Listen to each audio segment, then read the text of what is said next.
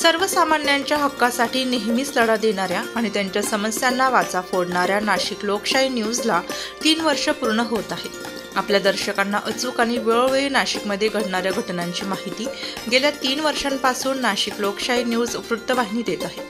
नाशिकमधील नागरिकांना विश्वसनीय आणि निपक्षपातीपणे बातम्या देण्याचं कार्य लोकशाही वृत्तवाहिनीच्या माध्यमातून होत असून यशस्वीपणे 3ऱ्या वर्षात पदार्पण करणाऱ्या या वृत्तवाहिनीच्या वर्धापन दिनानिमित्त सिन्नर बाजार समितीचे सभापती शशिकांत गाडे यांनी शुभेच्छा दिल्या।